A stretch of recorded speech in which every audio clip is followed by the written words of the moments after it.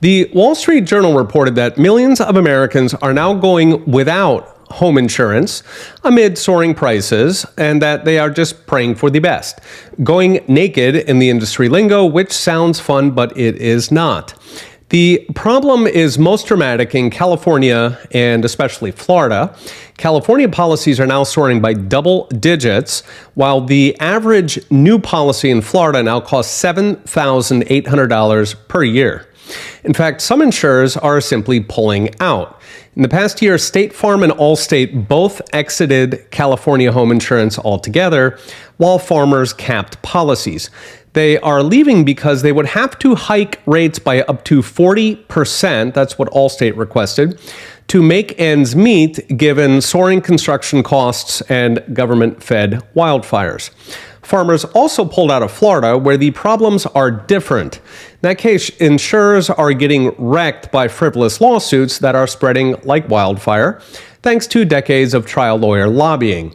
In fact, Florida makes up 80% of all property insurance lawsuits in the nation, with 1/10 of the nation's population. While the rest of the country doesn't have quite the government California has, or quite the lawyers Florida has, nationwide insurance costs are up 20% since last year. They're now close to $1,800 on the median house. In response, literally millions of Americans are now dropping out altogether, going without insurance coverage and hoping for the best. 12% of American homeowners now go without insurance. That represents about 17 million homes. A few of them are rich and can rebuild out of pocket, but about half of them, so 8 million, are people making under $40,000 who simply don't have the money. The Wall Street Journal interviewed one retiree in Los Angeles who said, worst case, he'll just rent for the rest of his life. Good luck with that in LA. Keep in mind, when you lose your house, you don't just lose the house, you lose everything you own.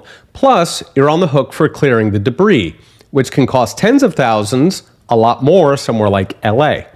A lot of homeowners will just walk away from the wreckage, like thousands already have in Detroit or Baltimore. In a couple recent videos, I've talked about the housing affordability crisis locking out young families and millennials. Mortgage lenders typically build insurance into the income requirements, and incomes are low for the young to begin with. So this means one more barrier on top of the 7.5% mortgages and the nationwide shortage of houses, since sellers are locked into 3% mortgages and can't afford 7.5%, so they can't afford to sell. In insurance, as in much else, we are splitting into a three-tier economy. You've got the poor, who live on the edge of catastrophe, the middle class, who is running on a treadmill, dodging increasingly ridiculous monthly bills, and you've got the rich, who don't really care. They have reached financial escape velocity.